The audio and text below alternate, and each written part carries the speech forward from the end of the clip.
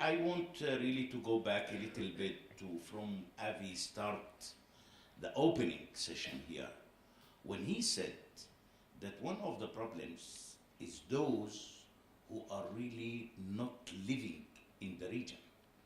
Those people looks like to me, and I want much more to talk here about the Europeans and about the American administration. That these European leaders looks like that they have no idea what is going on. And these people just standing every day shouting that the two-state solution is the solution without even trying to ask the ordinary, simple Palestinians what exactly the Palestinians really want. I think that that's almost brought a huge frustration among the Palestinians from the attitude of the international community today. This morning I heard on the news that a Palestinian source said to Reshet Bet that Abbas is going to meet Trump on the first week of the next month. The Palestinian source added that Trump is going to put out a deal. What is the deal? The deal is that Trump is going to suggest to Abbas that to resume the peace negotiations with Israel under two conditions. The first condition is to freeze any new annexations to the Israeli settlements. The second one is not to move the US embassy from Tel Aviv to Jerusalem. I couldn't believe it. This looks like a new scandal on the Israeli-Palestinian conflict, which is moving the US embassy from Tel Aviv to Jerusalem. Why to mention that?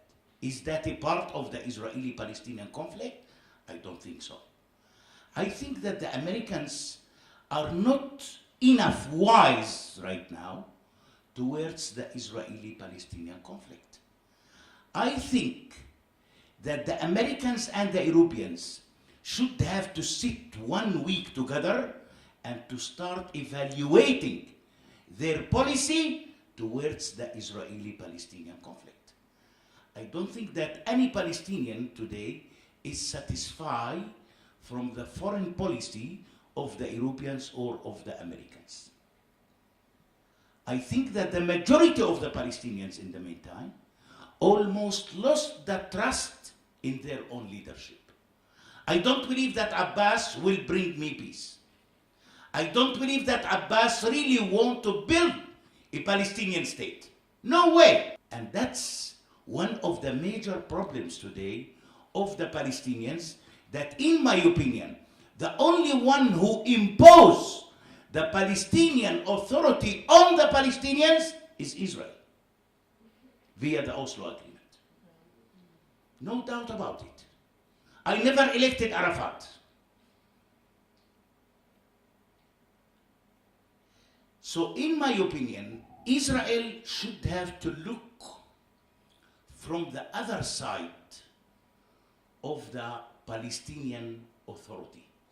I think that today there are so many Palestinian voices, and it's coming even more and more during the time, that people want to fix their own future by themselves and not via a third party which is called the Palestinian Authority.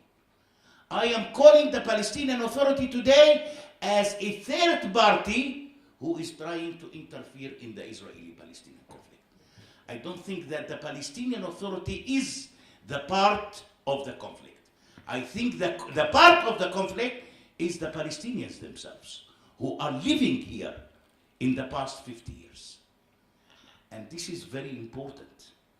I think that the Israeli government should have to start looking for some new Palestinian characters to bring them and to sit with them and to ask them what exactly the Palestinians, the ordinary Palestinians, really want. stop talk to Abbas, stop send Abbas to America. As Caroline said, that the Palestinian Authority probably will collapse. I promise you, Palestinian Authority will never ever collapse for one reason. Because the most one who is supporting the Palestinian Authority today is the government of Israel. And Netanyahu sometimes became as the best fundraiser for the Palestinian Authority. So who is keeping the Palestinian Authority today in its authority is the state of Israel and the Israeli government, not the Palestinians. And of course, the international community. I think that the Palestinian Authority today became expert how to manage conflict rather than to solve conflict. And in my opinion, the Palestinian Authority would love to keep the current situation as status quo. Because you know, if the Europeans calling for two-state solution, they don't know, these Europeans, that the Palestinian leadership here is calling for three-state solution for two people. Because Hamas is fighting for their own Islamic Emirate in Gaza, Abbas is fighting for his own empire in the West Bank, and the state of Israel. This is exactly what the Palestinian leadership want. Hamas and the authority of the West Bank. So why to solve it? If at the end of the month we are receiving a check of $100 million for salaries and rents and cars and oil, so if we will solve it, who is going to give us money? How we can corrupt our people if we will solve it? And that's reminding me, you know, when the Arab leaders, there is no one Arab leader today around the world who is interested to solve the Israeli-Palestinian conflict, by the way. Because those Arab leaders used to corrupt their own people under the umbrella of liberating the Palestinians from the Israeli occupation. And then everybody's clapping for them. This is the real problem today, which unfortunately no one leader around the world start understanding. How we can explain it? Without explaining the conflict, this conflict will never be solved. And I think that there is a lack of a public relation around the world today to explain the conflict. Let us try to explain the conflict before we are seeking any solutions. Because if you will explain it very well, believe me, it's very easy to find a solution for it. And I think that we are here should have to raise our voices more and more towards more and more public relation around the world towards the Israeli-Palestinian conflict. And even to push more and more how to bring the real feeling of the Palestinians today towards the Israeli-Palestinian conflict and towards the Palestinian Authority. I am a person who believes that if Mr. Netanyahu tomorrow will meet with President Abbas, probably Netanyahu, the first question is going to ask Abbas, whom you are representing, Mr. President? West Bank, Gaza Strip, or Palestinians diaspora? I believe that Abbas only representing his two sons and his wife. Look to the Palestinians, how much they became less and less scared about Abbas and what is Abbas doing and where is Abbas traveling. Nobody is scared about him. We don't know if he's in Ramallah or he's staying in Pakistan. We don't know. Because we don't want to know. This is one of the real problems that Israel should have to tell the international community that we need the Palestinian ordinary voices to start talking, even to be a part of any future negotiation between the Israelis and the Palestinians. And not just to keep the solution as in a small cupboard only between Israel and the Palestinian Authority. I used to say all the time that we, the Palestinians, almost failed to manage ourselves by ourselves. Look to Gaza. Look to the situation in Gaza.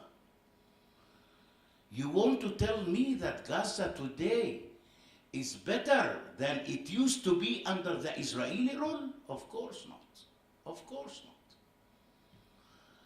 I used to say all the time that we, the Palestinians, almost destroyed in Gaza what remains from the Israeli occupation. We destroyed by ourselves.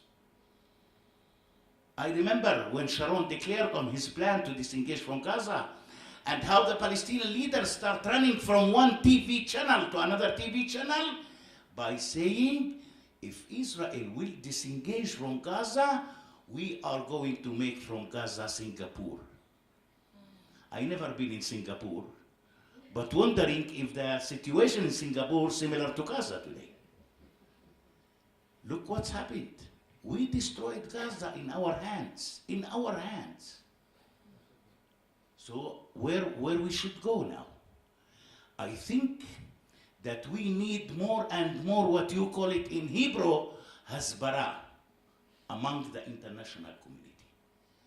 That's exactly what I am trying to do every 2-3 months, to go to the US, to the campuses, to fight with BDS, to fight with the Jewish Voice for Peace, to fight with the Students for Justice for Palestine, in terms to show what exactly we are feeling and what is our pain.